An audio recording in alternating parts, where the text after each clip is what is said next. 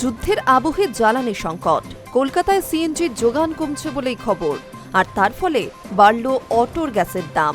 বাড়তি খরচ সামাল দিতে একাধিক রুটের অটো ভাড়া বাড়ানো হয়েছে, গন্তব্যে পৌঁছতে পকেটে টান মধ্যবিত্তের। বুধবার ভোররাত থেকে কেমিক্যাল পাম্পে অটো চালকদের লম্বা লাইন। তাদের অভিযোগ, আগে থেকে কিছু জানানো হয়নি, অথচ হঠাৎ করে গ্যাসের দাম বাড়িয়ে দেওয়া হয়েছে।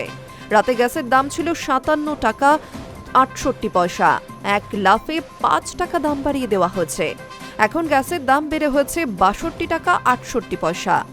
তাদের আরও অভিযোগ, বেশি দাম দেওয়া সত্ত্বেও ঘন্টার পর ঘন্টা লাইনে দাঁড়িয়ে থাকতে হচ্ছে। আবার অনেক সময় দীর্ঘক্ষণ লাইনে দাঁড়িয়ে থাকার পরেও গ্যাস পাচ্ছেন না তারা। কেন রাতারাতি লিটার প্রতি 5 টাকা করে দাম বাড়ল অটোর গ্যাসের?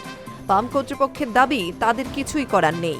আচমকা এক নির্দেশিকা এসেছে, আর সেই কারণেই বেশি দামে বিক্রি করা হচ্ছে অটোর গ্যাস।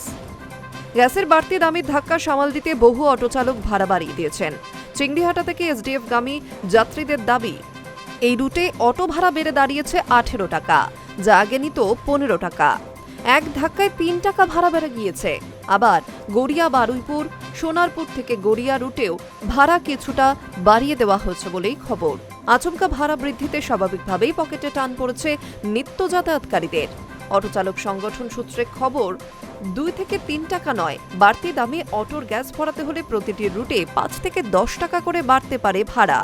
নইলে অটো পরিষেবা বন্ধ করে দেওয়া ছাড়া আর কোনো গতি থাকবে না চালকদের। এদিকে কলকাতার হোটেল রেস্তোরাঁতেও দুশ্চিন্তার কালো মেঘ। কলকাতার খাদ্য গলির ডেকার্স লেন থেকে পার্ক সার্কাসের বিখ্যাত বিরিয়ানির দোকান, শিয়ালদহ থেকে যাদবপুর, সর্বত্রই উঠে এসেছে গ্যাসের ব্যথা। গ্যাসের অভাবে দোকান বন্ধ হওয়ার উপক্রম। বিষয়টি নিয়ে দুশ্চিন্তার ঢেউ খেলছে পার্ক স্ট্রিট, গোল পার্ক, চাঁদনি, এসপ্লানেড সহ একাধিক রেস্তোরাঁ ও হোটেল পাড়ায়।